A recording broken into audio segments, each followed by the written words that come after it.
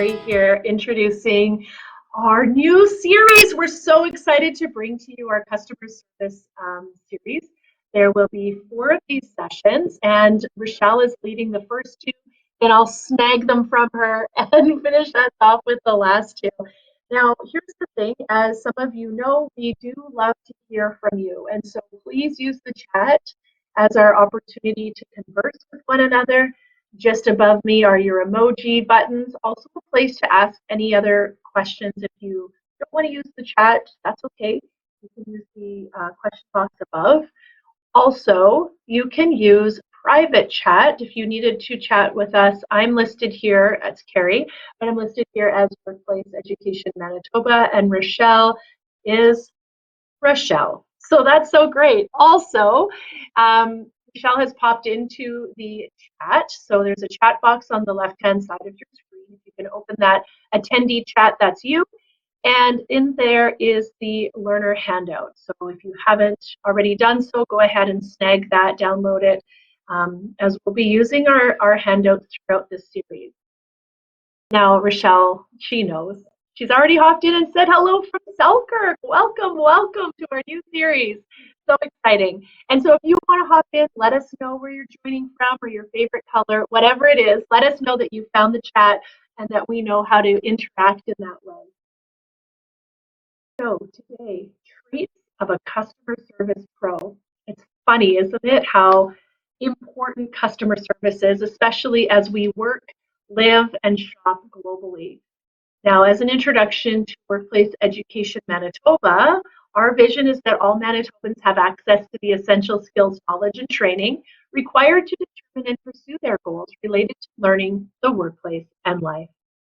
Guess what? Spoiler alert, we have customers everywhere. We have customers in our home, with our in-laws, with our coworkers. They're also our customers as well as our clients that we serve. But keeping in mind that we can take this information and apply it to various areas of our lives. We want to give a thanks to our funders, Employment and Social Development Canada, and Manitoba Education and Training. This project is jointly funded through Human Resources, Skills Development Canada, and Entrepreneurship Training and Trade. And if you're curious for more information, we have our contact info at wem.mb.ca, or even our flagship, as you can tell, I can't type in chat, web address there, wem.mb.ca, if you're curious about more information on that. We are here to help people develop essential skills. We'll talk about that in just 1 second. I also wanted to let you know about our West Center. West isn't just a location, it's an actual place. The West stands for Workplace Essential Skills Training Center. We have one located in Selkirk, and they're located throughout the province. We have multiple offices. Now, for us in the Interlake, we can handle some workplace assessments to find out where you're at with your learning with regards to computer skills, writing, numeracy, aka math, anything like that. We can help you with that. Now, we will come to you virtually in this moment, but we can come into your workplace and do workplace training and customize that on our 9 essential skills. And so keeping that in mind, that's an option for you as well. We love when we can have these community workshops because we so learn from one another, and that's really important that we're able to gather here from different industries and yet still have this impact with one another and being able to learn from one another. Thanks, Corey. It's good for you to be here too. We love it. Now, before I haul Rochelle in here to teach us all of her wise wisdom here from customer service land, I just wanted to point out our 9 essential skills, and also we'll have a quick survey to complete in just a moment. So our 9 essential skills are reading, writing, document use, digital literacy, numeracy, oral communication, working with others, thinking skills, and continuous learning. And you think customer service, man, we're hitting on a lot of these essential skills, especially our oral communication and the way that we interact with our customers. And we are from a variety of different industries, and we can go ahead and learn from one another, as well as look at these 9 essential skills. So if we look at some of the other skills that we might use with customer service, working with others, clearly. I had a conversation recently, and they're like, well, I just don't get along with them because of their personality. Well, guess what? Customer service, we don't really have that choice, do we? And so we really want to be able to take the high road and be that great customer service provider. So I have for you here the link to our quick survey. Oh, look at us. Use Rochelle's. Mine's longer. So you can click on the link that Rochelle has posted here for you. I'm going to zip it for just a moment. We are a team. High five. And so I'll be quiet so you can go ahead and complete that survey.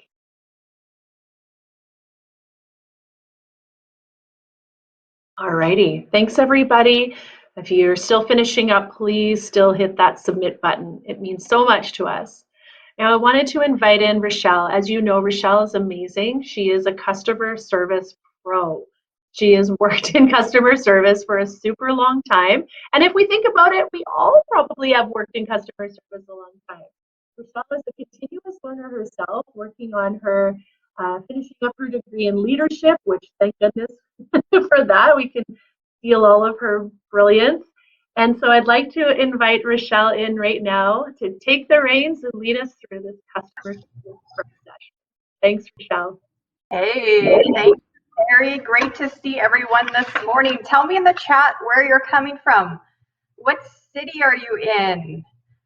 I'm in the beautiful city of Selkirk, Steel Town, as it were. For locals, you may know that term. Warren, I just drove through Warren not long ago. Morden, let's have some corn and apples. Love it. St. Andrews, beautiful. Lac Du, I love Lac Du.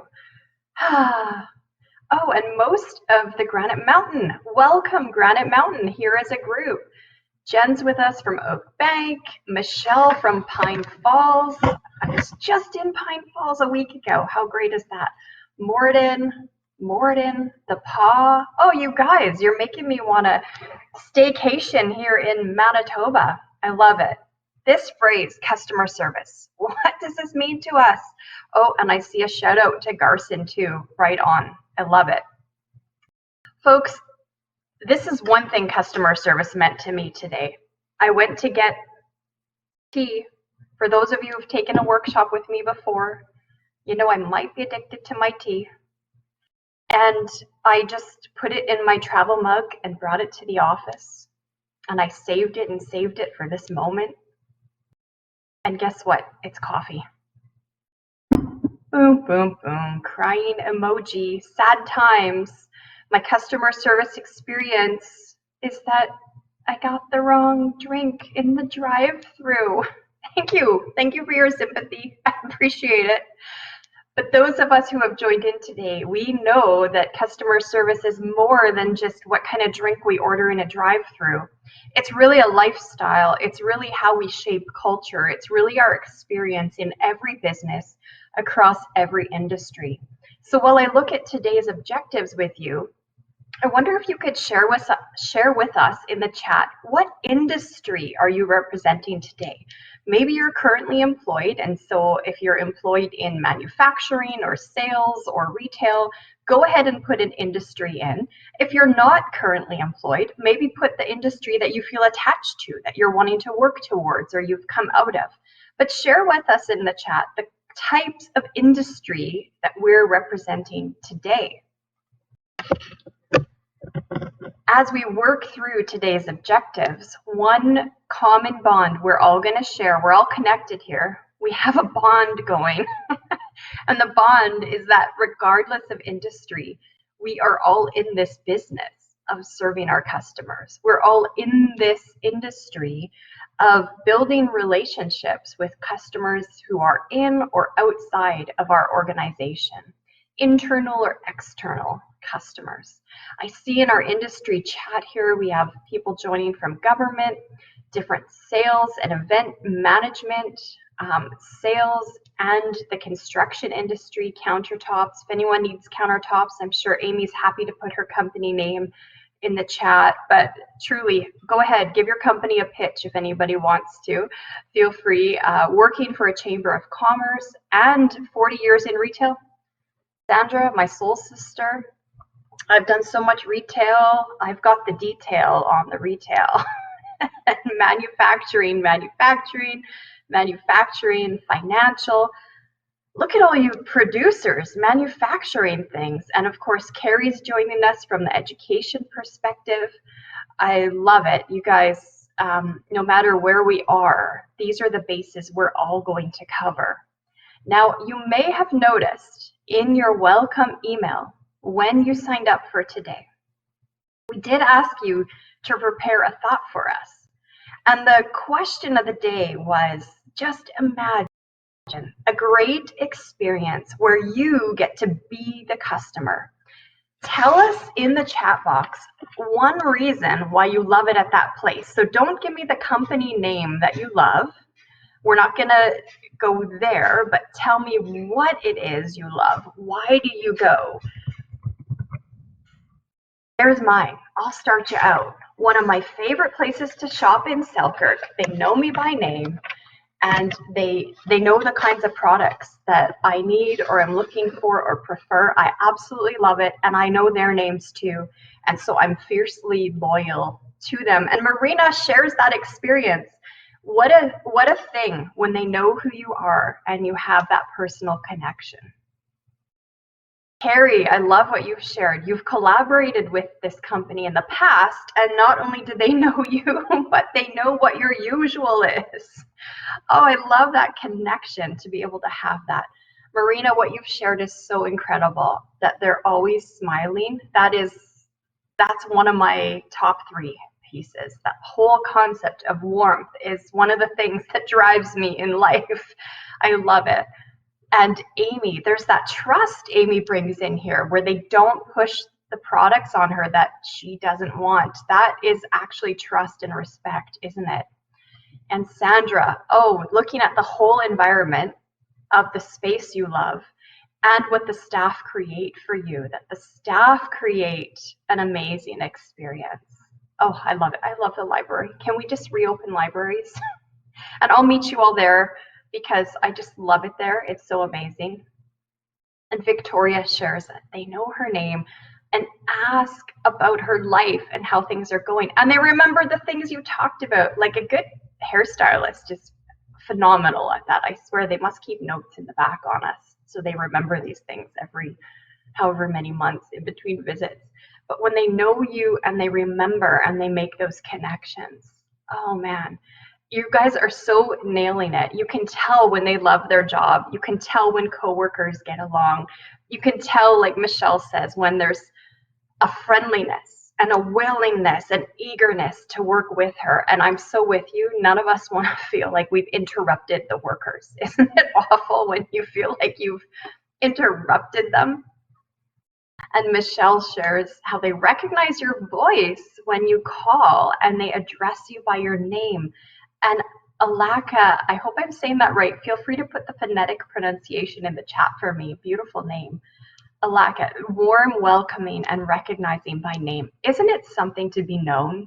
It adds a worth. It adds a value. It adds a trust where you'll go back sometimes even with a subpar product just because the people are so great. My favorite, where I shared how they know me, they actually don't have the best price in their particular industry because they're just a small player in a big game. So they can't compete with a Walmart or something like that. And their prices are a little higher. And honestly, I don't mind paying it because the experience is so good. I would rather pay that little bit more to not only help out a local business, but to feel great in the meantime too. People love to define customer service. If you just Google it, there's just a gajillion concepts and definitions. I love this one by Christopher McCormick where it says, customer service is really a day in, day out, ongoing, never-ending, persevering, compassionate kind of activity. Isn't that the truth? Now, in your workbooks on page 2, I have a fun little activity for you. Who wants to be a millionaire? Shoot me an emoji across the screen. If you wouldn't mind $25 million coming your way, I wouldn't mind that. Right? Oh, look at those emojis smashing, smashing, smashing. Gary, it's okay. You don't have to take the full 25 million. We'll just give you $100 and you'll be okay. We're going to pause for a second, and in our workbook on page 2, right at the top, we're going to imagine that we have won $25 million, but it's a little bit different than just your standard lottery. Instead of taking the money and running, there's a test attached to this winning. And the test is you need to take the first $250,000 and use it as startup money to start a business in your town. What business would be needed in your town that you could take money and start it up? Why would you start it up? What would be the business that you would start? Important to give thought to it, because if you can keep that business going for 5 years, you will get the other 24.75 million given to you. So let's think. If the key to getting $25 million meant I could run a business or a service in my town, what business would that be? Go ahead and give that a moment of thought and pop it in the chat when you have an idea. These are so great. These ideas speak so much about where we live and what our towns need and what we're interested in too. The bookstore, coffee shop, and I love it that Jen adds that in too, a coffee/tea shop. And you guys really zoning in on wanting to create an environment for people to connect, an environment where people feel some sort of peace and experience something really positive. Marina, I love your idea. That's my idea too. I would totally open a sports center with an indoor pool to go along with Amy. So Amy, you and I can be lifeguards together at our indoor pool. But all of our Manitoba towns should have an indoor pool, n'est-ce pas? That should be like law. We need a place for recreation in the winter. And a restaurant, Alaka, that's cool. Well, maybe you could join forces with Paula, because Wendy's does have good burgers, I'm not gonna lie. And what's with their fries? Like, why are even their fries delicious? I don't get what they do there. And Victoria, a pet store, very cool. Oh my gosh. And she's got this planned out, and a thousand gallon tank. This is so cool. Okay, I'm just getting a message in here that someone needs a private message. So just give me 1 sec. I want to go offline to help Karen.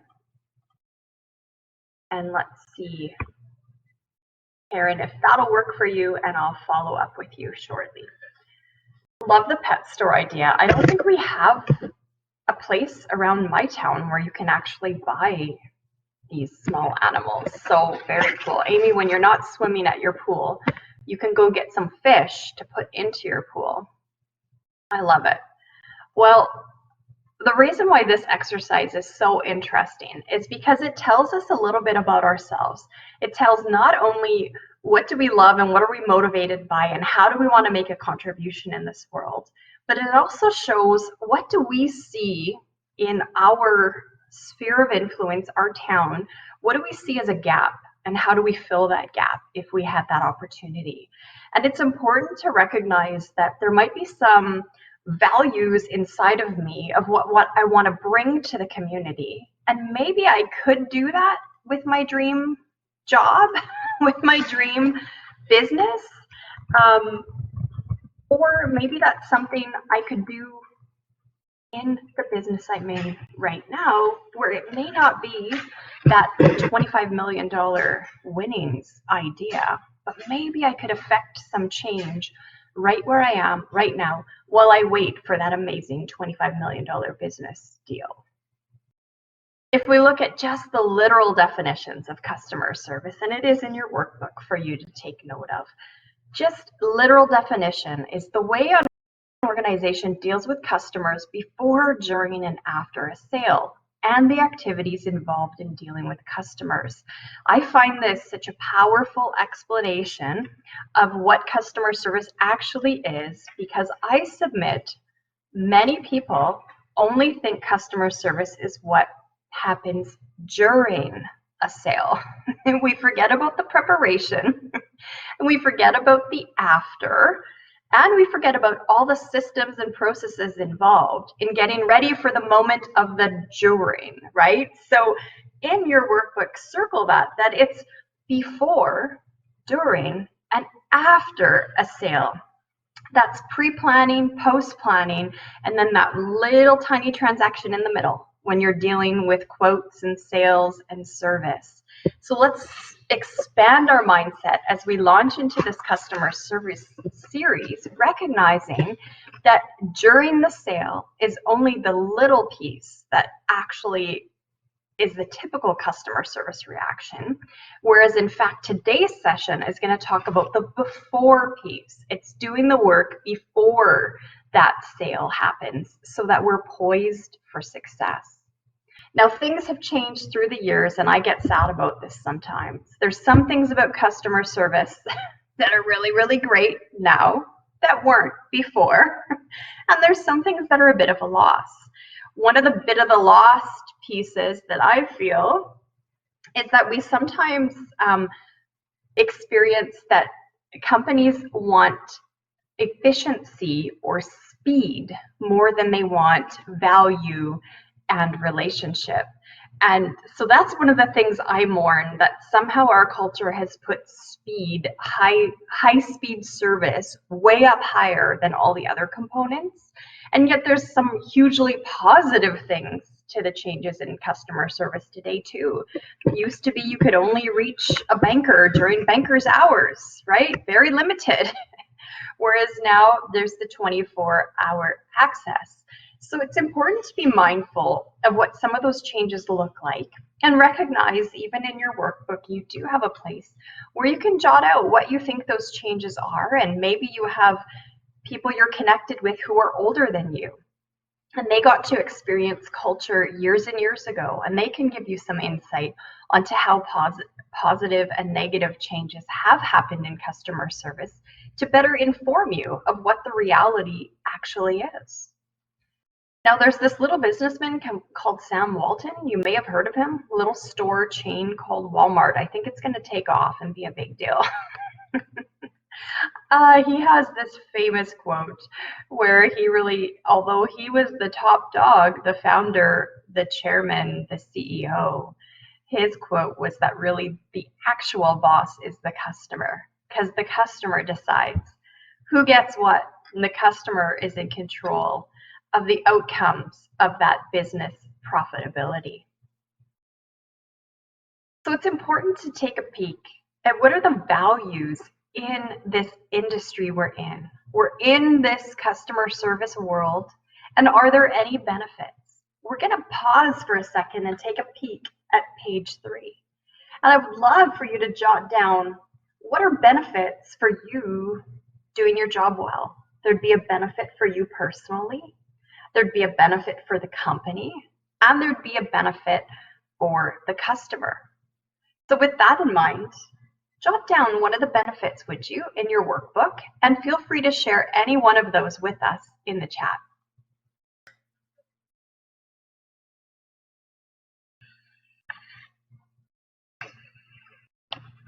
Amazing input, Amy. You're absolutely right. It does affect how everybody feels about the experience, right? Those who work there and those who shop there or do business there. It creates a relationship happiness. It invests in the goodwill between people. And of course, what makes everybody happy is more money for the business. Because as the company succeeds, it makes room for us as employees also.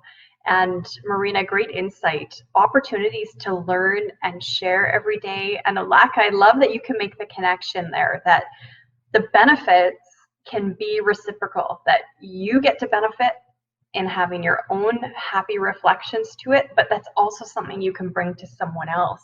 And not everybody works in a happy-go-lucky service industry. Maybe you don't only get to serve people their favorite meal. Maybe you deliver bad news because you're the call person on telling people about their specialist appointments for medical concerns. And that's not all great news that you get to deliver. And there's benefits and values even in that, where you get to affect an experience that someone else gets to have. And Michelle, you're absolutely right. As we grow, as our company grows, it's a beautiful circle, not a vicious circle. It's a beautiful circle because the company sometimes helps us grow up with what they call us to do and to reach up higher. And there's aspects to what we can contribute to help the company itself grow. Love these contributions you guys are making. You're well-informed, customer-focused professionals. How about this quote? If you're not serving the customer, your job is to be serving someone who is. And this is the concept behind no matter where you are in the company, at the end of the day, that customer's the boss, so to speak, driving the bottom line of the business. And I know I share this from time to time, but one of the most impactful things I had early on in my career was watching the very dignified, very educated, high-ranking leader of the organization be the one who would pick up the garbage off the ground, who would clean off, on glass doors. They would grab some spray and a cleaner and clean off all the fingerprints.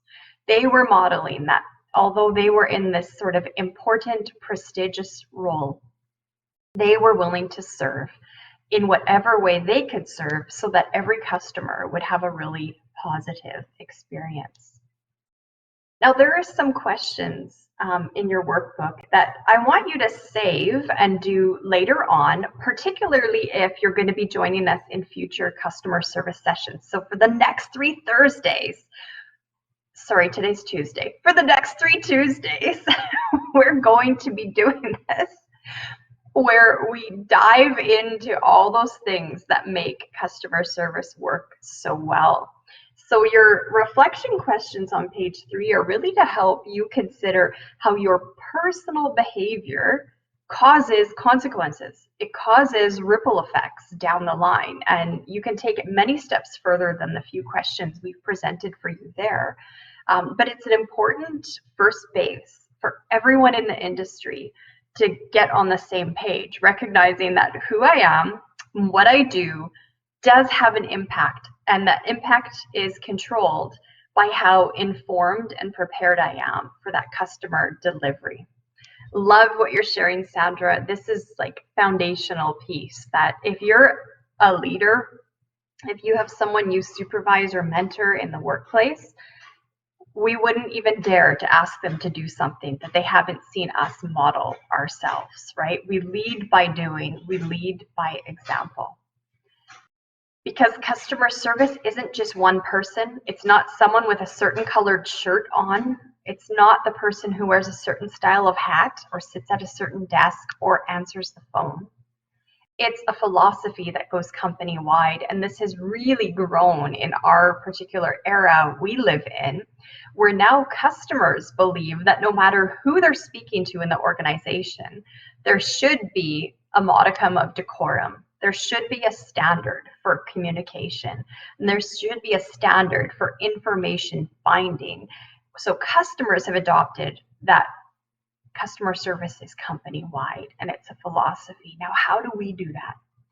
So I'm going to ask you a really tough question. Get ready. This is hard, but I believe in you. We can do this. We want to consider mission, vision, and values of companies. So I'm going to throw out a challenge to you, and we're going to give ourselves about 4 or 5 minutes to dig in and make this happen. On your workbook, in your workbook on page 4, I have an activity, and it says, research online 2 different companies' core messages. It can be a vision statement, a mission statement, or a key slogan.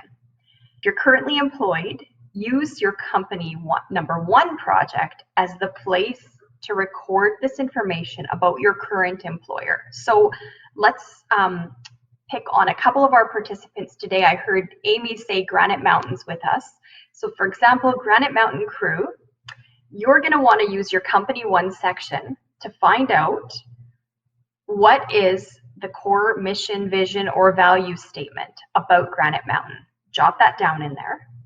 And then in the company two section, pick any random company. Pick a business you love, a business you hate, doesn't matter, and go on to Google, pop in a separate tab, and find out what's their slogan. Or maybe you know it from a commercial. Maybe they always run the same slogan in a commercial. Go ahead and jot those down. And then I'm going to call you back to share some of the revelations of these. So the company you work for is in section 1, and some random company is in section 2, and then we're going to pull out the key phrases that focus on customer service. Go for it. Okay, now I want you to start blowing up the chat, folks. So in those company slogans that you looked at, or those statements, there would have been some statements that were about the product. Maybe we want a quality manufacturing process. But then there would be some statements or words that shine a focus on the customer. And that could even be about quality. So what is the customer's experience going to be if they deal with our company? So go ahead and blow up my chat with some of the words or phrases that showed you where the focus is on the customer.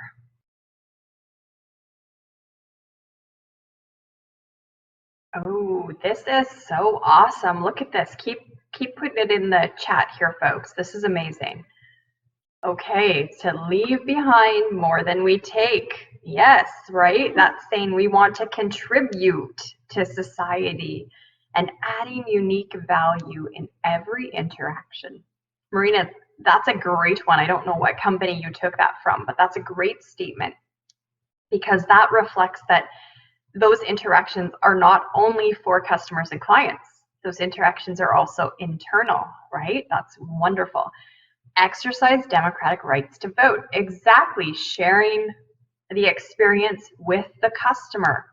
And we have some folks with us from Decor Cabinet today. And let's see, they've shared to create cabinets people love, yes, to bring light to the world and community, and to build into people's lives and to leave behind more than we take. Okay, is Decor Cabinets hiring? Because everyone in this session today wants to work for that mission statement. That's fantastic. I love it. That's so much outward focus. That really doesn't say we want to make lots of money and be known for being really great. It says we want to make other people's lives better, whether they work with us or shop with us.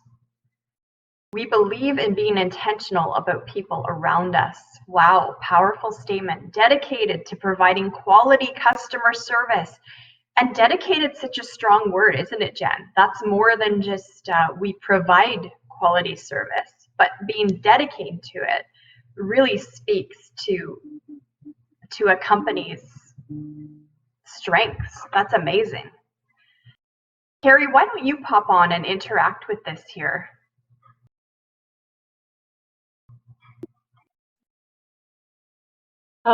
This is like one of my favorite topics is mission, vision, and values. I'm loving this so much. Yeah, you guys are hiring. This is so great. So yes, promote a favorable business climate for our membership and community, help propel the PA and area to unrivaled economic growth, work on issues of community interest, provide business and leadership, to be the leader in helping Canadians discover a healthier outlook on life. Guys, isn't this amazing? So the thing is, everything we do will support, right, our mission, vision, and values. So in that day-to-day work, checking emails, doing reports, thinking of the things about my job. It's so great to remember our mission, vision, and values. And you think, every time we do a webinar, we could probably have like our own chant with WEM's mission, vision, and values together. But it really does help us to connect with those day-to-day things that we do, and to keep that big picture in mind. And I think we can all say that when we're dealing with the customer, this could be a really important thing to remember to keep us kind of grounded in those moments of cray. Yes. It's amazing. I know Carrie is passionate about doing things from a place of vision, doing things intentionally. Thank you so much for sharing, Carrie. You bet. We dive.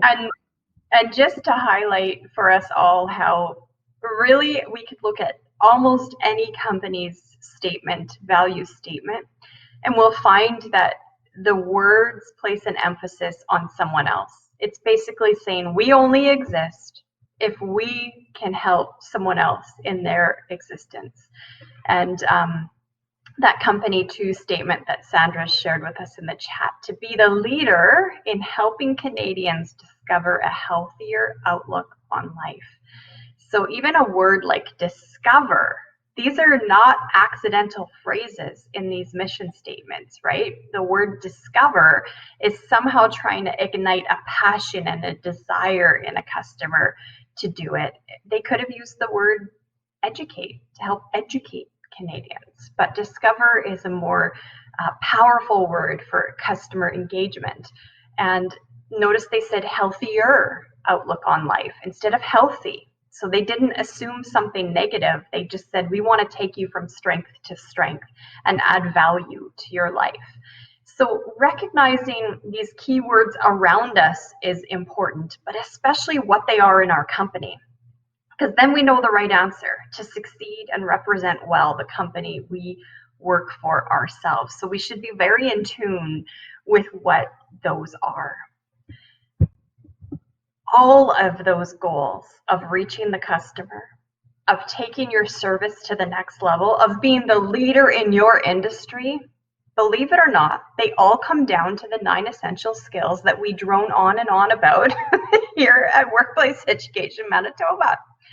Oh, the word captivate, Michelle, such a great phrase. It says so much, doesn't it? Not just with attention, but with interest and even vision and dreaming, like our opening exercise of dreaming what is possible. It creates such life in the customers you serve. We're going to dig in and just take a look at the 9 essential skills as our template for success.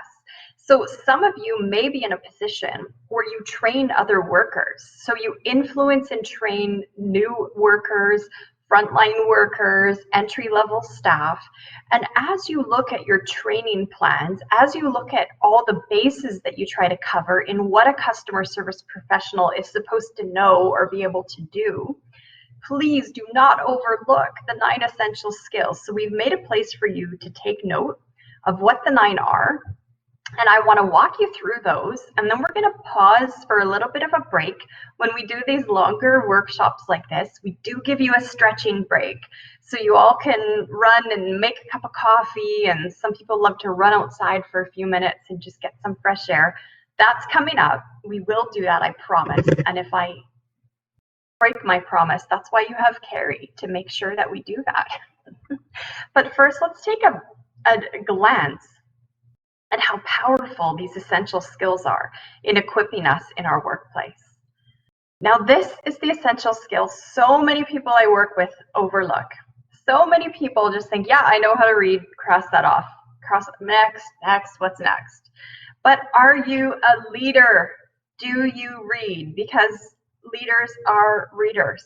Now, there's all kinds of reading about the workplace, right? We have to be able to read and understand company documents, even things about maybe safety and workplace protocols.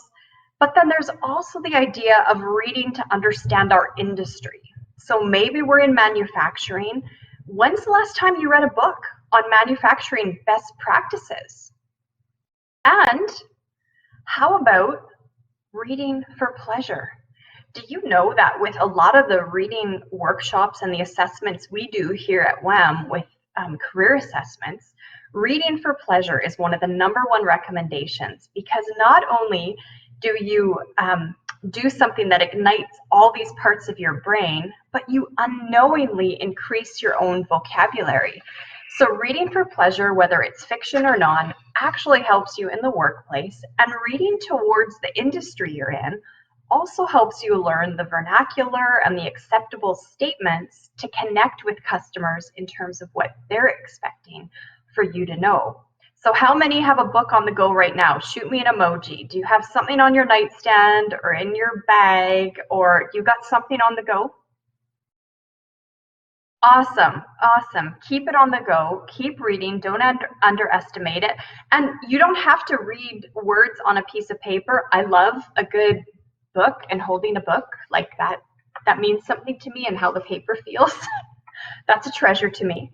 But I know learners who are very successful learners by audio books. So get audiobooks going and get reading as a part of your lifestyle, because you're going to find, even if you just pick one audiobook about the industry you're in, you're going to be amazed how much it changes your conversation and what you're able to interact with. Oh, and we have book recommendations coming in.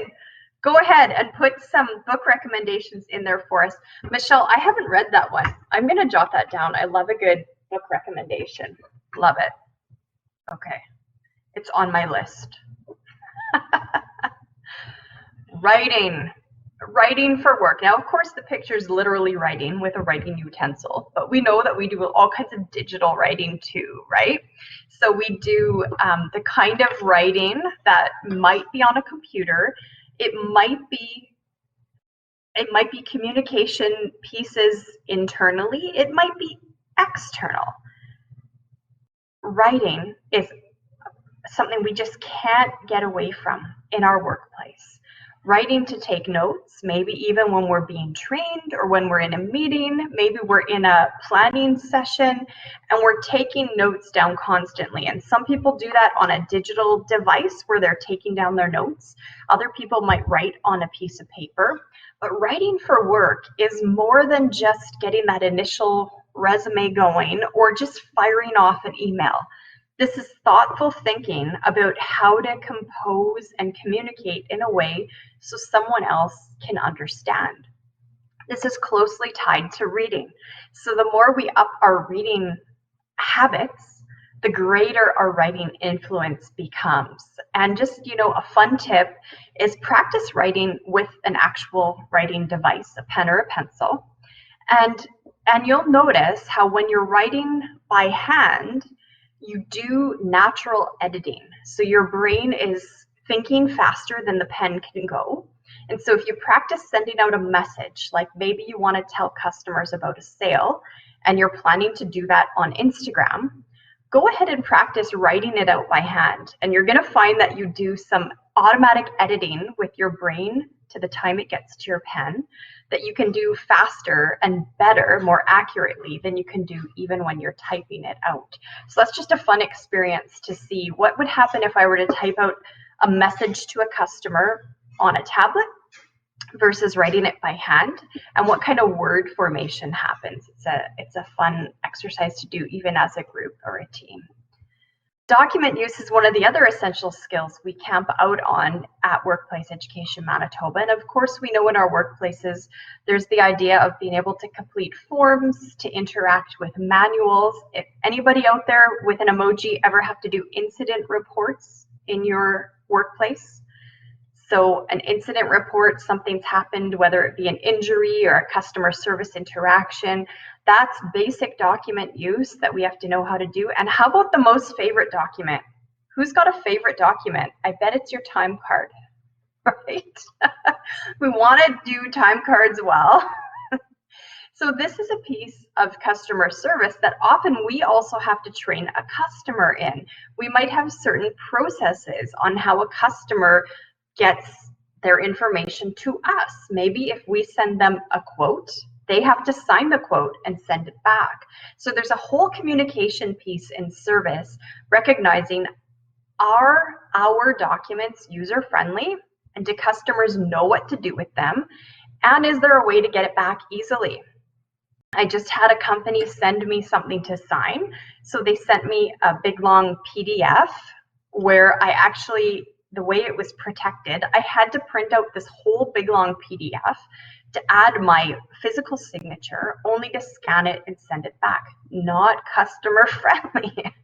So recognizing what's the relationship between me and my customer as it relates to paper or fillable PDFs and so on online. Important question to ask the process pieces within your own company. Digital literacy, this is our lifelong lesson we can never get away from. We'll never graduate. We're going to keep learning. Now that might be a new point of sale system in your company. That might be computers and tablets. Maybe you're in a scenario where you have a live chat or a live helpline. Most of our phone systems today in the office are digital. Maybe if you're in a manufacturing process, there's robotic machines that complete a lot of work. And so the whole understanding of our own digital literacy helps us to make connections with the customers in the way they're expecting. And typically they expect us to be one step ahead digitally. Now, don't forget about numeracy. I know, I said the N word, numeracy, or the M word, math. Some of us right-brainers don't like to talk about that. Crying emoji, anyone? Anyone?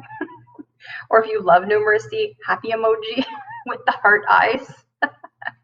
Math for the workplace. Oh, thank you. Thank you, my people. There's some little tricks you can do, and sometimes it's about knowing estimation. So sometimes it's knowing, generally speaking, when I sell this product, it should be in this ballpark. Generally speaking, when this transaction happens, it should be around here. Maybe I can memorize certain landmarks where I know the numbers are supposed to land about a certain place.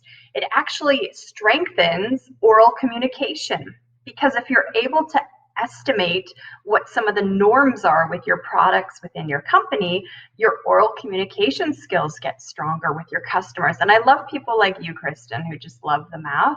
Like, you're the kind of people I need in my life. And oral communication, this is so much more than talking to the customer at the counter or talking to them on the phone.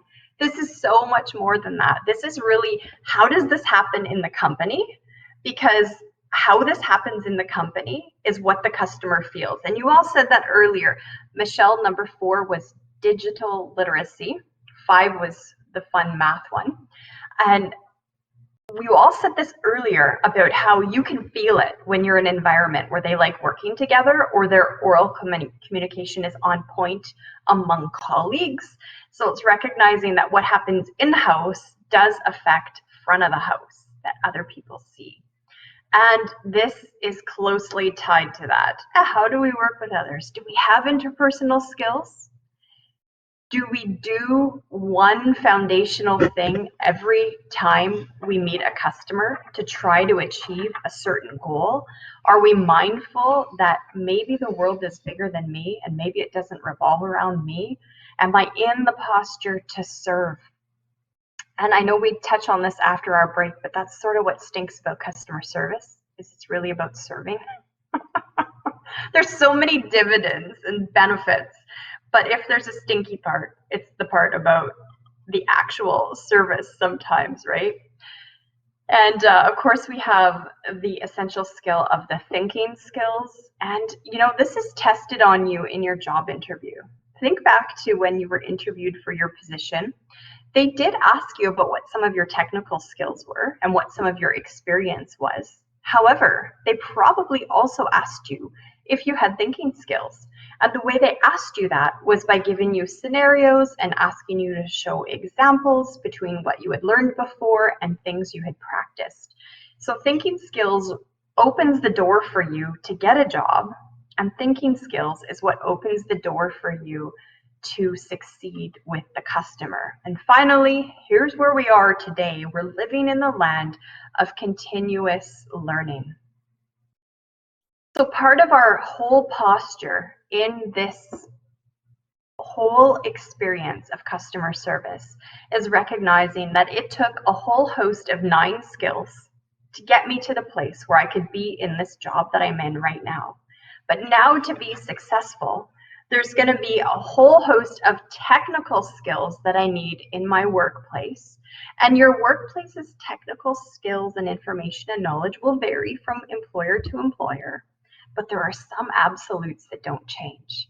And when we look at what employers are looking for, this is an interesting concept of Human Resources Skills Development Canada. On the left side, listed a number of these essential skills that we're talking about. And they rank them from most important to least important based on what employers were looking for. As it relates to customer service, this is specifically about a cashier job, for example. And they noticed that employees were saying, hey, the additional skills is really, really important.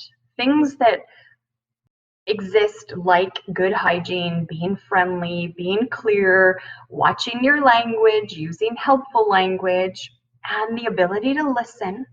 They ranked those as really high on the list. Next, underneath it, they said, hey, writing skills are huge. In the whole realm of cashiering and retail customer service, isn't it interesting? We don't rank writing that high when we think of a cashier. And yet this nationwide project to undertake it, working with employers, they said, writing skills is right near the top. We need people to be able to communicate in writing because everything we do has a paper trail. Everything we do has a written record to some capacity. And isn't it fascinating? The math skills isn't even at the top of the list. We might think that's the cashier's #1 job, but actually in terms of skills, that's one that employers recognize we can teach that, but we may not be able to teach the listening, the language, the self-management. So those are the expectations we have on a worker before they come to us. Fascinating study, and we could break this out for all of your different industries. I just picked a retail one as a good example to show us that when we picture interaction with a customer, some of the skills that we need are like upside down. The pyramid is flipped on its top, and really the most important skills have to do with our soft skills and our interpersonal skills, not necessarily the really technical industry specific skills. Fascinating, right? Like, am I the only one loving this? I'm amazed by that.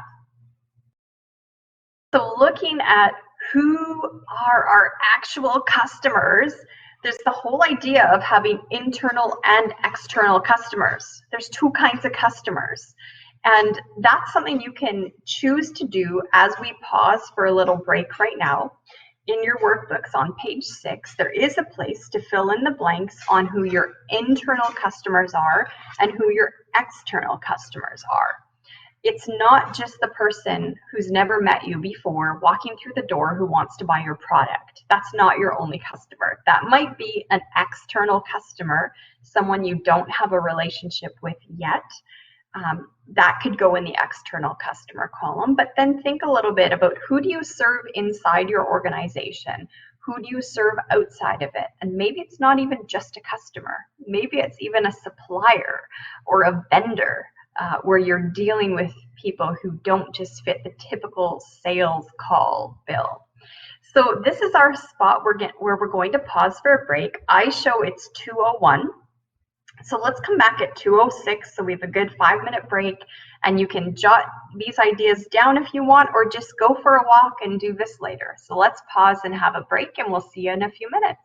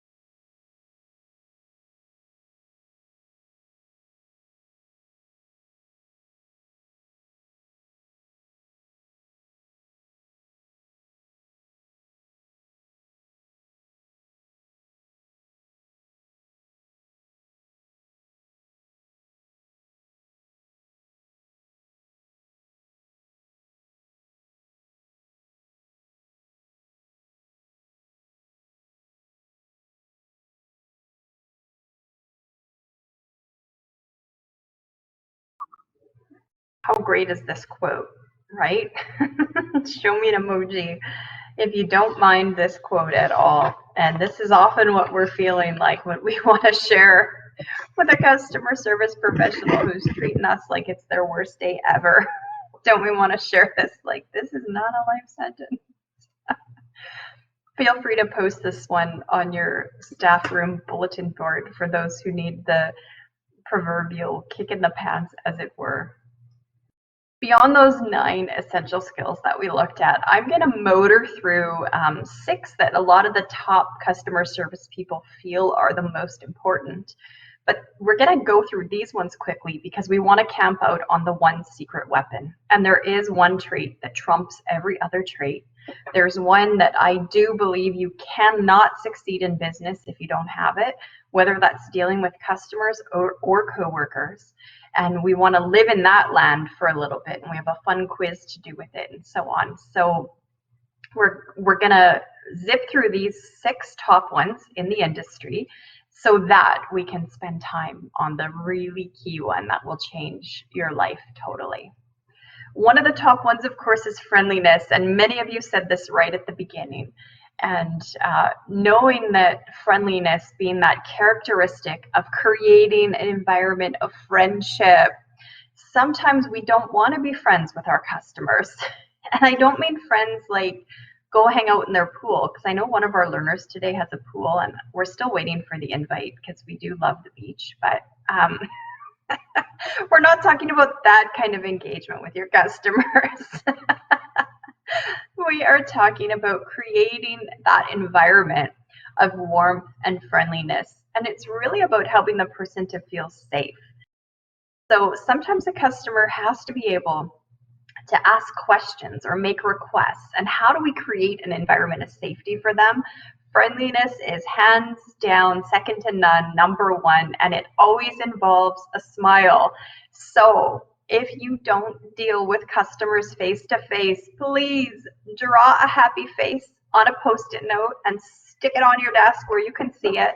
Because even when you're on the phone, if you make your face smile while you're on the phone, it literally changes the sound of your voice. It can be a total game changer in a phone conversation. So please do not forget this, whether it's face to face or virtually. If you're writing an email, put a smile on your face. It will change the way you write down the words that you're putting out. And learning to ask the questions, Amy. Asking the right questions so that the customer feels empowered and heard and not disempowered. I love it. And that's asking those open-ended questions in the spirit of friendliness, in the spirit of creating that friendship environment. We cannot underestimate empathy. The opposite would be apathy. Apathy being, don't really care, take it or leave it. Que sera, sera. It could happen or not happen, doesn't matter to me. We cannot underestimate what empathy does in customer service. So you may not have been in their shoes, and in fact, they might be experiencing something with your company that no customer has ever experienced before. But the empathy of their experience and what they might be going through, we cannot underestimate it. Now, Carrie has a cool link to pop into the chat for us, and it just refers to an article that I'd love for you to read later, where it talks about 12 positive phrases that you can use to show empathy for customer service. Now, you can go deeply into them, and I encourage you to actually write them down, because these are phrases that are tools for you, that when you're in that hot moment, when you're not sure what you can say, you can actually jot down these phrases like, I would be happy to recommend, or thank you for your understanding, or. And there's 12 of them that help you take something negative and put it into positive phrases. It's a tool you need to have in your tool belt. And sometimes if you're in the heat of the moment and the emotions are high, these are not readily available in your mind. So it's not weakness, it's actually strength and preparing in advance before the transaction to have these phrases ready so that during a transaction, you're reaching for them like you would reach for a tool. Another one of the professional qualities of a true professional is the idea of fairness. Now, fairness is not just keeping things fair, like if you poured one person a glass of chocolate milk, the other person gets a glass of chocolate milk with the same amount of milk in it. That's a thing.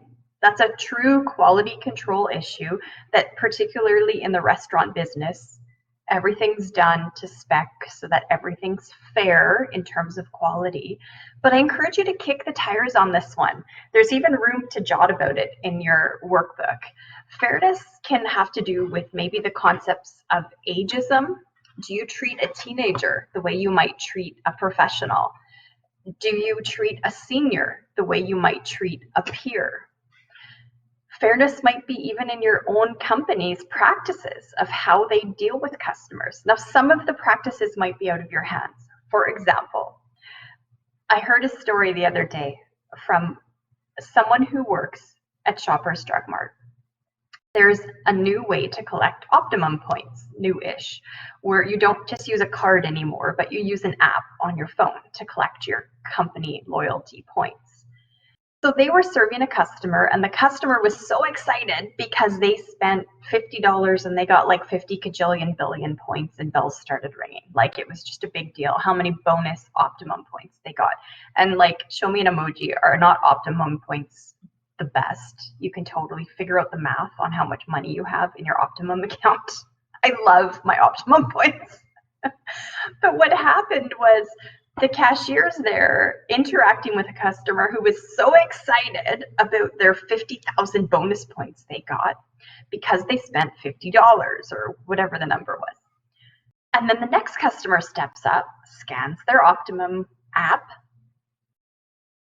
and had heard everything that had happened, but didn't get bonus points. And the cashier was telling me about how this Optimum thing works now on the app is you get specialized promotions for who you are and what you buy. So not all of us have the same bonus points on our apps. So it created this environment of a lack of fairness between two customers standing in line, recognizing one had access to a great bonus system of points and the other one did not have access to that. Sandra, I love it that you were a former Shoppers employee. I love that store. It's so awesome. And I do love their point system. But it's a great example of how sometimes active returning customers might experience certain treatment that a new customer or a customer overhearing a transaction may not be privy to. So recognizing there is a concept of fairness to incorporate, because as we can see on the screen, it's hardwired into humans that they just expect it. They notice it and they measure it. And when we forget it, it has these costly implications on our business.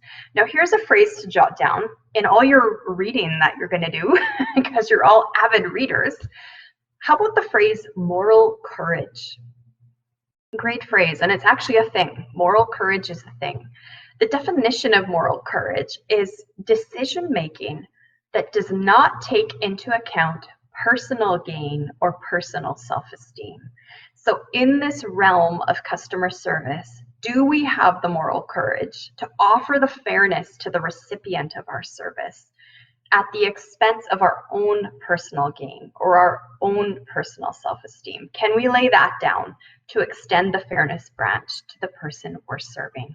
Deep questions, right? Like, this is deep thoughts right here. Now, there's the whole idea of control. And this is something to really be astute about what your role is. What is within your realm of influence? What do you get to control? What is expected of you to control, not only by your supervisor, but the customer? See, if you work at a reception desk, the customer believes that you're in control of the front door. If it doesn't open or close smoothly, they believe that first point of contact is the one in charge of the door. They might even believe you're the one overseeing whether or not the steps were shoveled.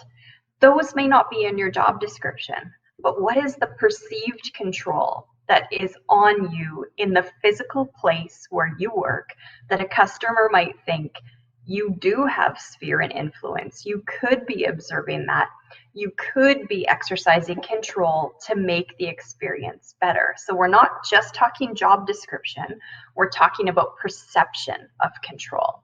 And then knowing, do I have an ability to change this?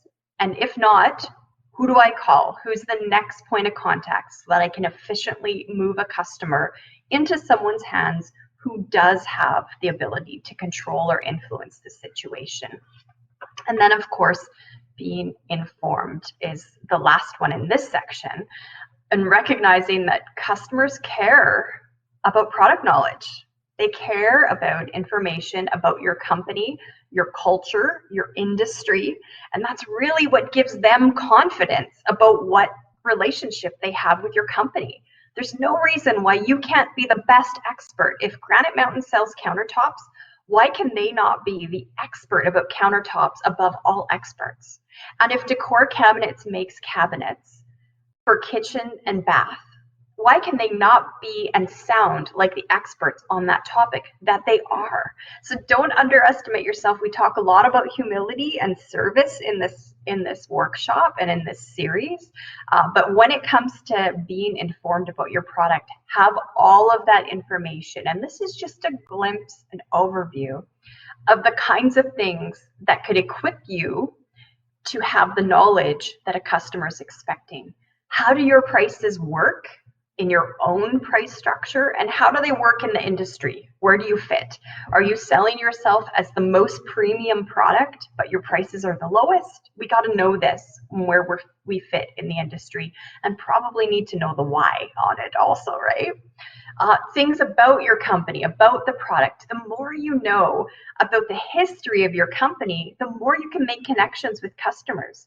Maybe the founder of your company grew up in Winkler, and maybe the company started out in a little hut in Winkler, and eventually it grew to a bigger office, and now it's a franchise across the nation. Well, if you're dealing with a customer in, let's say, Winnipeg at a head office, and that customer's talking about how they grew up in Winkler, you can make a connection about your product just because of history that you know about your company. Oh, did you know our founders built this company in Winkler? And this is why the idea came.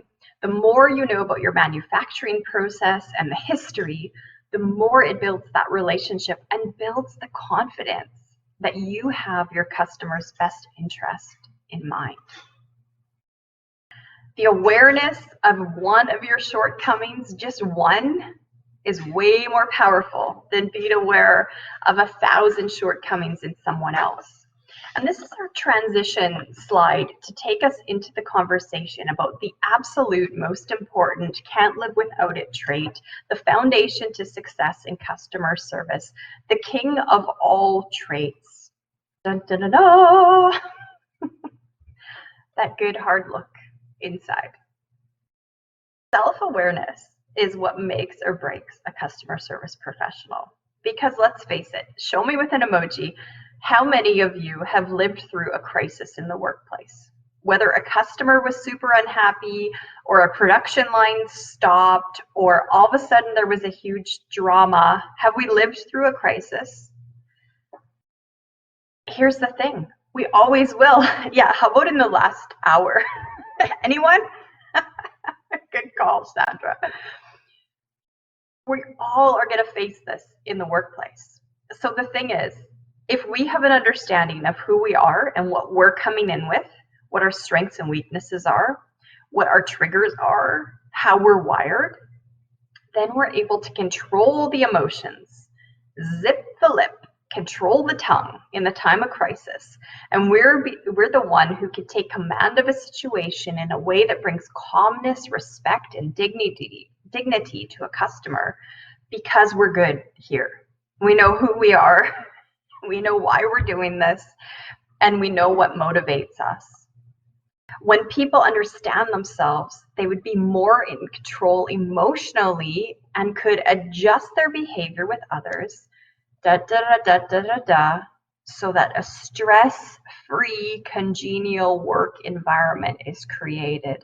Now, this is absolutely huge. On the bottom of page 7, why don't you go ahead and give yourself a mark on the test here. It says rate yourself in terms of having a healthy self-awareness or a strong sense of self-awareness. Do you rate yourself really high? Are you a medium or are you a low? And we're talking like overall, can you trust yourself 5 days a week, knowing where you're at and how to recognize your various triggers and stresses and what to do with them? Now your test answer that you scored yourself there, we're going to put it to a test, okay? We're going to make you prove it. So on page 8, I'm going to be silent for a few moments and give you a chance to work through that activity on page 8. So there's columns to check off as a response to each question, where you're going to say about question 1, I find that no, rarely, sometimes, often. You can give yourself a check mark in each of those columns. And I see, depending on the way your document's printed, my footnote on the document says page 8, but it may in fact be page 9, as Marina is graciously explaining to us about how her document came out for her. So go ahead and rate yourself. At the bottom of each column, add up your totals. So how many no's did you add up? How many rarelys did you add up? And once you have those all in a column, then you add up the whole sum together. But I'm going to give you a minute to go through and then we'll do the math on that. And I've got some fun findings for you.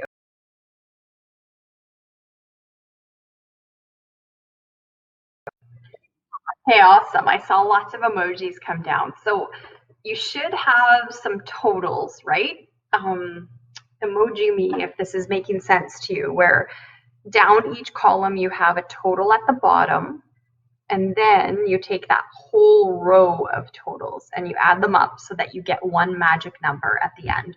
So the lowest number you could have, I guess, would be 15, but you might be feeling all kinds of results coming out as you go through. And actually in your instructions, I see there is a misprint where we didn't give you the scoring rubric. So we'll fix that for next time. Sorry folks, but there is a rubric on giving yourself the different points in each category. So let me grab that for you. Okay, so we're gonna up our math game, okay? So I'm sorry that your handout didn't reflect these totals. So at the top of the no column, could you write the number 1? At the top of the rarely column, write the number 2. At the top of the at times column, write the number 3. At the top of the often column, write the number 4. And at the top of the usually column, write the number 5. So my error in the misprint there, sorry that it didn't have that decoded for you. And now you just need to do a little bit more math where let's say you typed or you checked off all usuallys in every column. Then you would have 15 check marks times 5. So your answer at the bottom would be 15 times 5. So go ahead and do a little bit of that numeracy skills and come up with your columns based on this rubric for your points. I popped that in the chat for you so that if you do want to take note in your workbook, because you can do this with people down the road too, to come up with your different sums as a team. So and look at Amy, I love that she's so brave and interactive, although you do share your computer for these webinars, so maybe you have someone else with you, I don't know. And Rena, Jen, oh, look at you, you're all strong workers here where any employer would love to have you. I'm going to walk you through a little bit of the results, as it were. When we look at the overview, if you're ranking yourself maybe 34 and below, you're probably in a realm where self-awareness is a new concept to you. And you want to do a lot more intentional learning about not only what self-awareness is, but trying to figure out what your own stress reactions are and how you respond to crisis. In that middle category, when you're finding your scoring is ranking between the 30s and the 50s, this is a little bit like typing speed, isn't it? Right? Like words per minute. 55's pretty good. So your self-awareness in that middle realm is strong, and it probably produces healthy relationships. But when it comes to conflict, it's saying that there might be a level of mastery that could still be explored. And when we're getting to the point where our numbers are adding up to 56 and higher, we're getting into that realm of expertise, where we're recognizing that no matter what the context, we have ourselves totally in self-management mode, and we can just put out fires with other people. And Amy, thank you for being brave. I love what you share in the chats, because conflict is most people's struggle. So thank you for being the first one to go ahead and say that. And really, really what we struggle with is that we end up with an emotional response to something happening, and we have to not only deal with the customer and make their conflict go away, but we have to deal with the internal conflict that we feel like jerks, or we feel embarrassed, or we feel like our company let them down. And notice I gave you a real life example that I didn't even plan.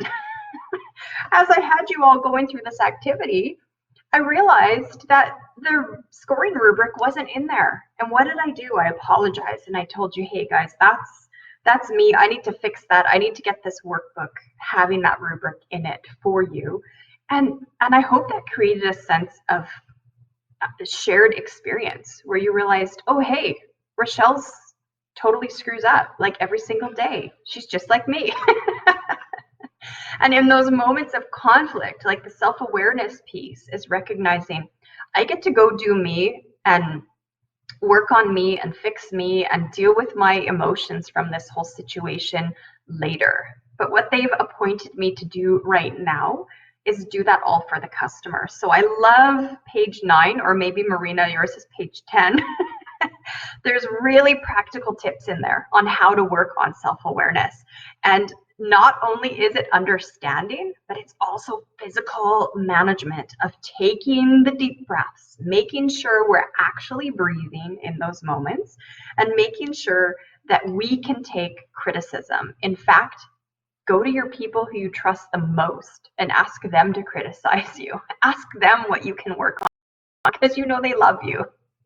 And that way, then when you're getting that rub from a customer, it's not just touching that sore, insecure part of you, but you're already equipped in advance. Because remember that initial definition of customer service. Serving the customer is before, during, and after.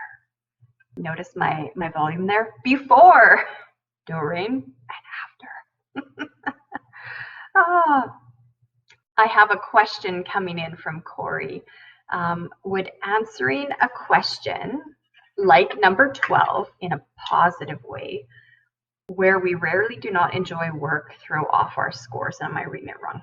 Right. Yeah, I don't enjoy my work. Yeah, that's a good question. If you're reversing the answer on that, Corey, you're right. It could alter your scores, because you could answer the question, no, that statement isn't true.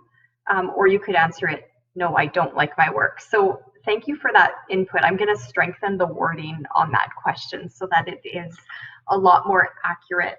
And honestly, in some of the customer service things we have to do, whether it's our actual job or it's just a task we've been thrown in for a moment or a day, there is an aspect to not necessarily loving all of the work that we do. Most of us have 90% of what we love to do and we're good at, and then we get 10% of the stuff that's like, ugh, I have to do that, but I'm going to do it because I love the 90%. So this is where self-awareness is so key, because if you're thrown into that 10% part of the stuff that really, really makes you uncomfortable, then you have to know how to self-manage to get yourself comfortable. So that whole how process is only something you do in advance. You have to practice these things, the self-management and self-awareness. You have to practice this before the heat of the moment so that you can not only master your emotion in the moment, but you have to be able to take away from it. even somebody who's telling you criticism that's maybe it's a piece of pie, or it's a pie, and only one piece of it is true and the rest of the pie is fake criticism. It's knowing how to take that piece and appreciate it and do something with it in a positive way. One of the key concepts for us to get our head around, I hope you've signed up for the next few sessions to go along with this, because next week we actually dig into this, that part of the culture of great service are places that can work with culture. So come to next week's session if you want to talk about the service industry top practices. And this isn't just the color of someone's skin. You know, I saw a statistic recently that up to 10% of the population is colorblind. And that's a fascinating thing to know if you decided to color code all the signs in your warehouse so that whenever someone sees a red sign, they know what it means, and when they see an orange sign, they know what it means. If 10% of the people are colorblind, there's a whole concept of shaping your culture in a way that reaches and engages with everybody. So understanding also how hierarchy plays a role in this. This is a thing that we're going to dig into next week, because we don't all work from the same place of understanding about hierarchy. Carrie has a colorblind one, and you wear such great colors, Carrie. I wish they could see them. So with that self-awareness, we need to attach some action to it, right? Knowledge without action is just dead. It's a wasted energy. So let's attach the action to it and look about, how do we take control? How do we empower our behavior? How do we empower our environment around? And fun fact, ladies, sharing that, it's interesting. It does actually affect boys or men more than girls and women. So that's a cultural reality we want to be aware of. When someone tells you to go stand on the red line, we have to know if everybody is dealing with the same place of understanding. I want to go into this personal management piece because it's super fun about those pieces that you get to bring forward. So past your company vision and into who you are as a professional and what you get to bring to the table that they never even asked you to bring. It's all the unwritten stuff. But before we do, Carrie takes the reins again, and she's going to walk you into that quick survey so we can wrap up this portion. And I'm just going to give you that, spoiler alert, that we still have this personal management section to talk about, and I have some recommended reading for you too. But I will turn you over to Carrie. Oh, Rochelle, I've grabbed the wrong thing. I'm inviting everybody to a Zoom meeting, apparently. So if you don't mind throwing that chat into the chat, Rochelle, apologies. No problem. One sec. Thank you. So how's everybody enjoying this so far? Day one of customer service. Can we get a emoji for Rochelle and her amazingness? I love how we can create that sharing community with bringing in different reading materials and things like that. If there's anything else that you guys are working on or working with, please feel free to share it. Now, in the chat, we have our survey form for the post part of this session. And so if you could go ahead, grab that. Michelle will be being our tech head here and looking to make sure that we've all had an opportunity to fill it out.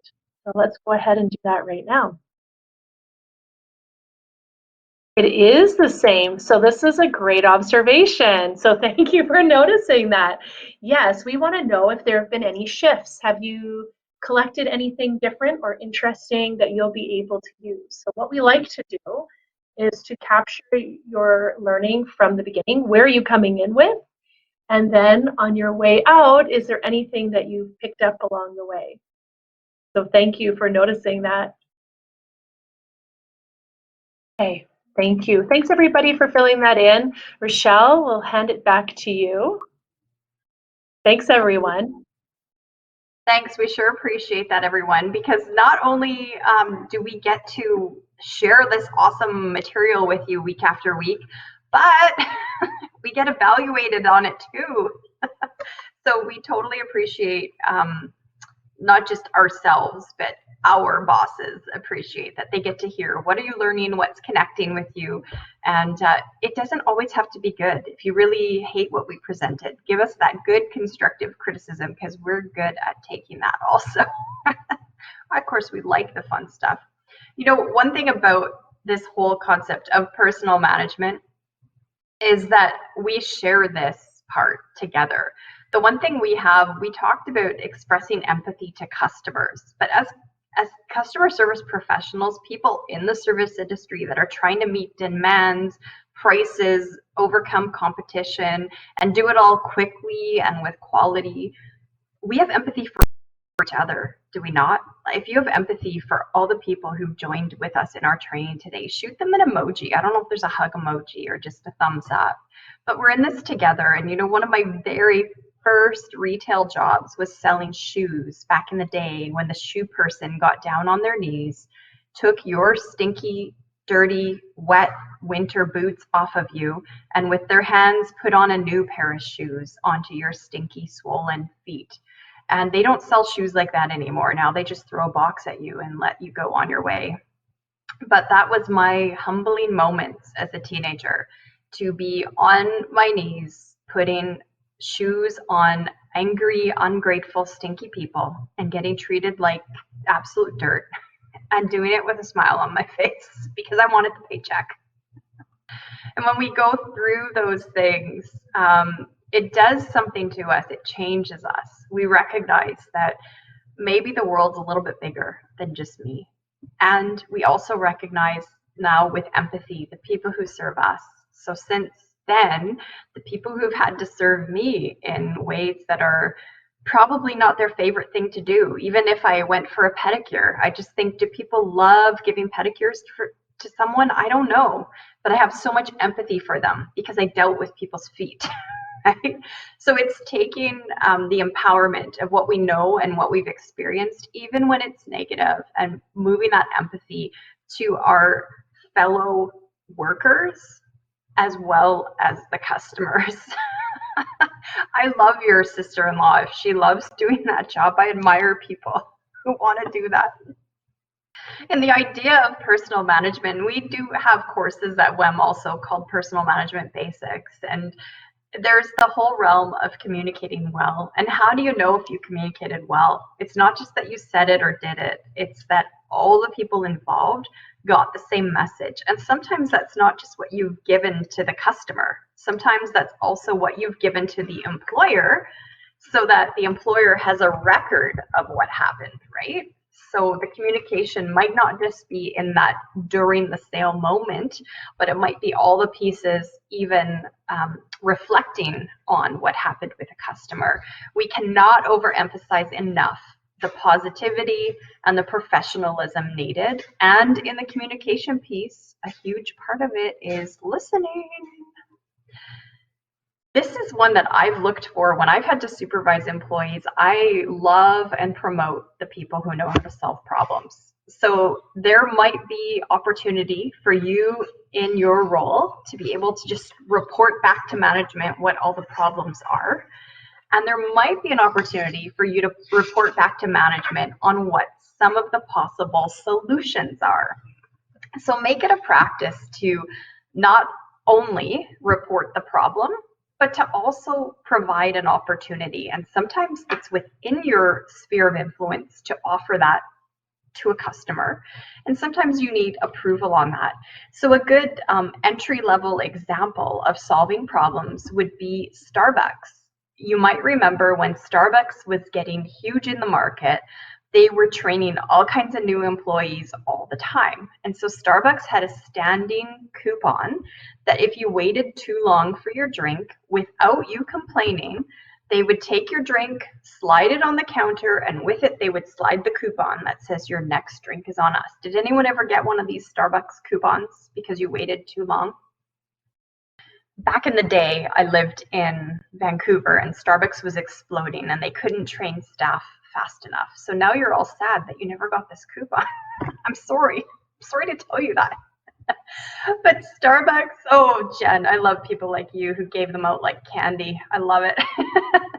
So back in the day, this is how they empowered their employees to say, the problem might be out of your control. We might just be too busy, understaffed, undertrained. Who knows what the problem is, but we want to empower you to solve the customer's problem. So you slide them the coupon with the drink as the apology. Oh, I had no idea they discontinued that. I thought they just got faster. But what problems are yours to solve, and can you be creative about even proposing solutions outside of what you've been given to solve? So solutioning things is huge. And I just learned from one of my clients this past weekend. They were staying at a hotel and they had their vehicle stolen at the hotel. So hotel parking lot, it's lit up, it's supposedly secure, and while this hotel guest was not looking at their vehicle, which was locked and parked, it was stolen. Well, the front desk hadn't had to deal with this before. It was in a safe neighborhood. They've never crossed this bridge. They didn't know what to do. And so they worked on solutioning. So the initial point of contact was quickly apologizing and trying to find out solutions. And then they right away reported to their manager. And then manager is working with security, and security is saying, well, we have this all caught on video. What can we do to help the customer? And they didn't know. They didn't have a plan on this. There was no policy. They had to use common sense to say, how do we solution this in a way that helps the customer and helps protect our reputation as a hotel? So the security staff quickly burned 2 CDs, one for the customer and one for the police, that showed the surveillance footage of the vehicle getting stolen. And I think they worked on solutioning how to help the customer with an extra night at the hotel and stuff like that. So sometimes solving the problem is so that you can save the reputation. The hotel didn't want to be known as being a bad hotel or in a bad part of town, because it wasn't. It was a great experience. But the client's reflection on it was saying, wow, everyone jumped into problem solving mode. Housekeeping, room service, security, they all went into how can we help turn your life around today because your vehicle was just so stolen and that really stinks. Do you want our shuttle to drive you somewhere? What do you need? That's the kind of problem solving where you think out of the box and recognize what's in my power to do and what other departments can I engage to help make this happen. Now here's one I hate, but I'm obligated to share it with you. One of the top personal management basics is about learning to multitask. Multitasking is a thing, and it is a fallacy all in one. So do not underestimate that you often have to stop and start in customer service. So maybe you've been told to do a certain project, but the phone is ringing off the hook and you're not allowed to let it go to voicemail. You have to answer the customer's calls. So there's this flipping back and forth between tasks and what do I do? So can you do everything at once? No, you can't do it all at once. So there is that personal management of being willing to be flexible and let some things go so that you can attend to the person who has the needs. This is something that has to get practiced, and this is something you may want to even talk about with your supervisor. What are the absolute no's? Like, nobody should ever wait outside longer than this amount of time, or find out what those are, because then it helps you prioritize right away how you need to do things.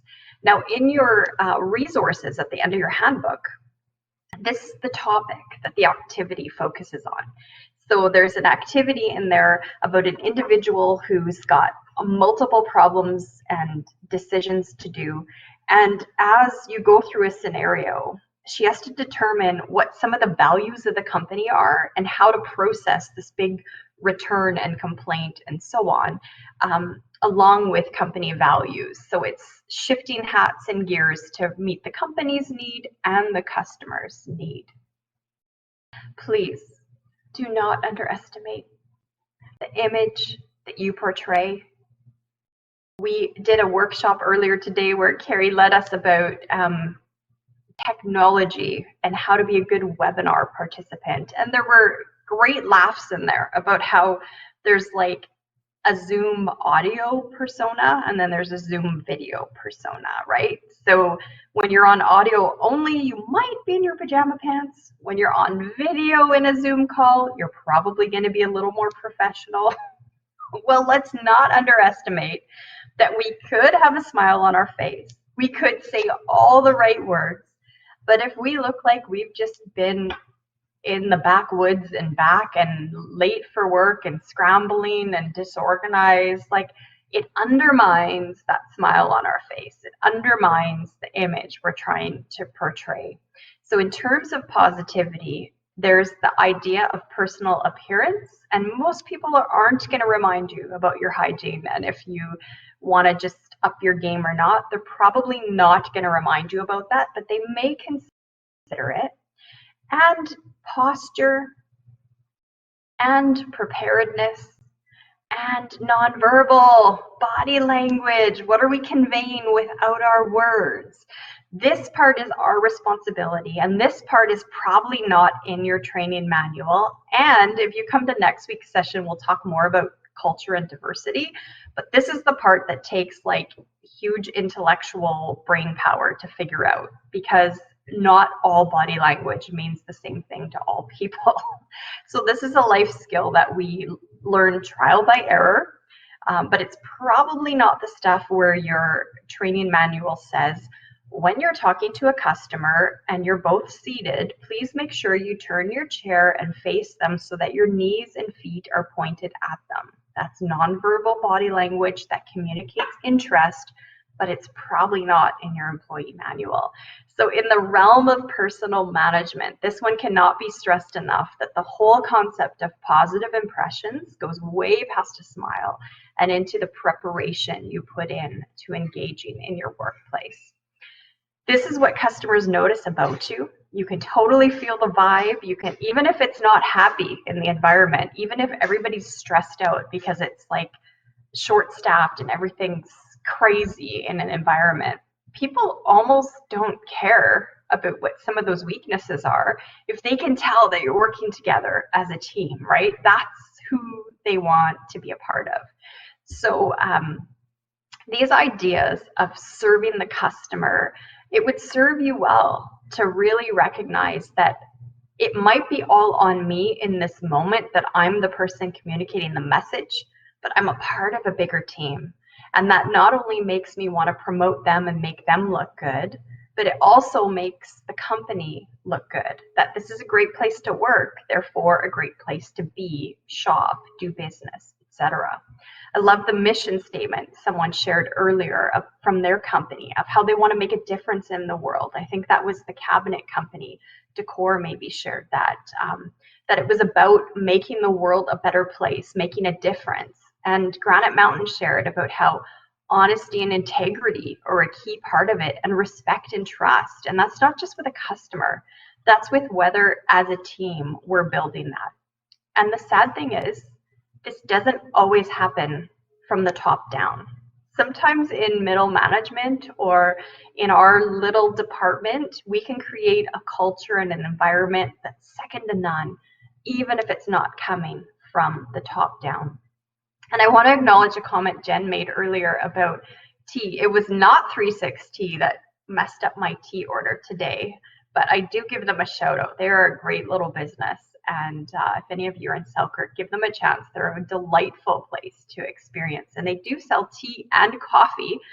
And I love that Jen discovered them. That's just the coolest. And actually, this is one of the vibes you feel in that institution, right? That you actually can't go inside right now because of COVID. You order at the door, or at the takeout window. But when you're in there, this is totally what you feel. And I bet, Jen, you experience this, is that they have each other's back. And when it's busy, the manager jumps in and she's making the drinks and sweeping the floor and doing all that. So creates the kind of energy that people want to be around.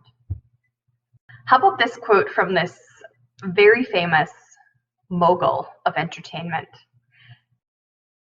Do what you do so well that they will want to see it again and bring their friends. On that note of recognizing that what we do creates ripple effects beyond just the customer we're serving and into the people that they affect, I want you to be aware the whole word of mouth concept is huge. And I read a stat yesterday about how men actually share it more than women. That I'll bring you back the numbers on that next session when we gather. But the word of mouth factor for what men share about good business experiences is phenomenal, where it's mind blowing. That I think it's something like they tell on average 15 or 20 people when something doesn't go right. So we want to make sure that we're influencing in a way that makes people want to bring their friends back. And yeah, Sandra, you're so true. Like, we can share these stories of empathy and dissatisfaction when it doesn't go right, you know. And social media can be so crazy for that. So when we gather next session, we will dig into we've done the foundation today, and then we're going to go to another place of what's expected in the service industry overall, what actually influences culture, what puts you on the map as a company. And before you rejoin us for that, I encourage you to take a peek at the resources at the back of your handbook. We have things about understanding your emotional intelligence, how to increase your self-awareness skills, and even exercises you could do to that end, and more things on customer service training. A couple book recommendations. I noticed Michelle shared the title Untamed today. And then what was that one? It was called, was it Customer Service Revolution? Someone shared in the chat. That one sounds so intriguing. I want to look that one up.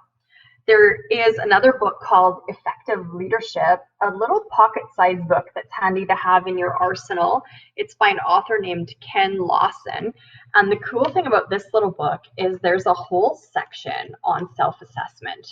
So there's a whole chapter of quizzes on how do you do with self-knowledge, micromanagement, social skills, moral courage, pragmatism, creativity. So when you really want to dig into self-awareness, some good leadership books on that. This is one of the many tools. So dig into all those resources. With that in mind, I will pass you back to Carrie. I have to give you the hugest thanks. I love talking about this topic, and I cannot even tell you how encouraged I am that we had a whole room full of people today who make it their mission to make the world a better place with customer service. Like, this is just what gets me up in the morning. This is my hope for the future. So thank you for joining us today. Yes, and thank you, Rochelle, for sharing your insights. And everybody, again, I echo what Rochelle has said. This is a topic that we are super crazy passionate about because of those ripple effects that it has. And really starting with self-awareness and knowing our own body language as well, and being aware of all of those things. So thank you for being here. We look forward to spending time with you again. And if you have any suggestions or anything, please let us know. We always love to hear from you. Thanks everyone for being here.